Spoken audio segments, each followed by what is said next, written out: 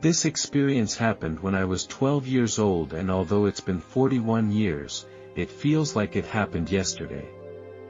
My uncle was a professional baseball player, and I looked up to him from a very young age, and I wanted to be a professional baseball player when I grew up. My uncle was not very far from our house and would come to our house often. It was a weekend and the weather was very, very nice, and I remember there was a cloud in the sky. Other than that, the day was perfect. I went to play baseball with my brother and my uncle. We arrived at the practice field and I was very excited because it had been a long time since I had played ball with my uncle. After playing for about an hour, we heard thunder, and I thought as long as there was no lightning, we would be fine. As I was playing, I felt it start to drizzle, and we decided to play a little longer, this time with my brother as the pitcher. When I was worried about the rain, I got distracted and the baseball hit me in the temple, and instantly I fell to the ground. I left my body. I could see my brother and my uncle, I could see everyone standing around me. This was in a time when there were no cell phones, so they had no way to contact anyone immediately. I saw my uncle running to get help and my brother kneeling by my body. I didn't feel any fear. Next I entered a light, and when I entered that light I was greeted by the most beautiful woman I had ever seen, who I later learned was my grandmother when she was young. She said to me, "I have been waiting for you." This was so strange. I thought to myself, why is she waiting for me? Before I could say anything, this beautiful lady knew what I was thinking.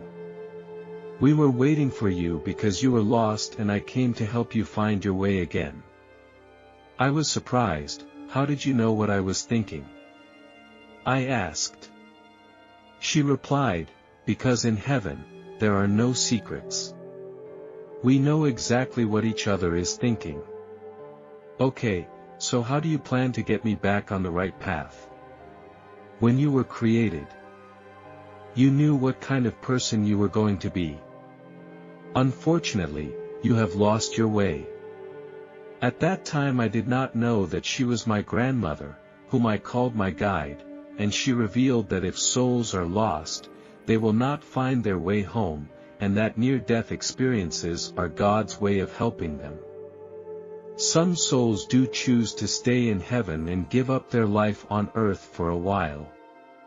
Some souls choose to return to earth to continue their lives and return to their families.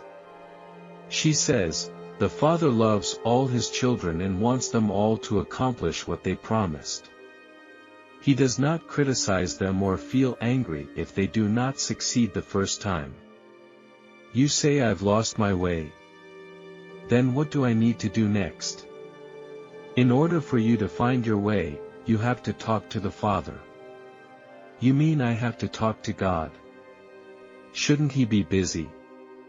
The wizard told me to follow her, and she led me up a huge staircase where I couldn't see God, but I could hear His voice.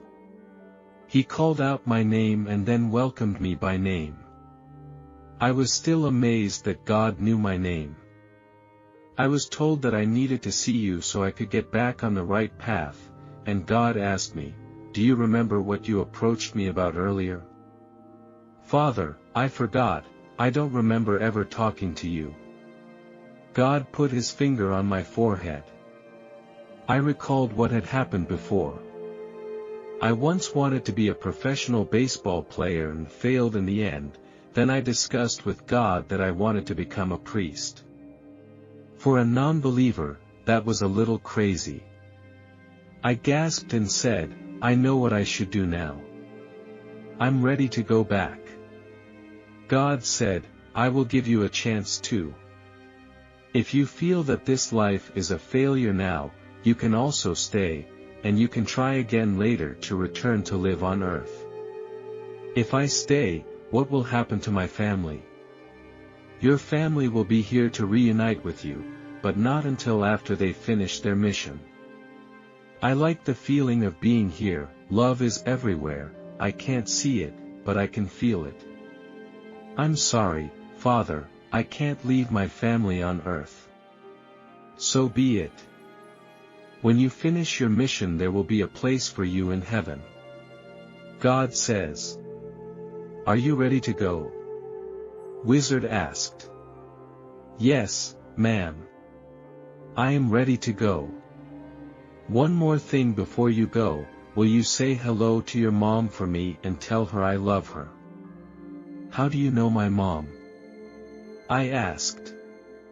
The wizard didn't answer, and suddenly I was back in my body, surrounded by medical staff. What the hell is going on here? I asked the paramedics around me. It's okay, you're going to be okay. I didn't want to tell them I had talked to God. My mom parked the car on the field and immediately ran to where I was. My mom, of course, had been crying. But after she saw that I was okay, she calmed down. The angel told me to say hello and that she loved you. People around me looked at me with strange eyes as the paramedics took me to the hospital to be checked for concussions and other brain damage.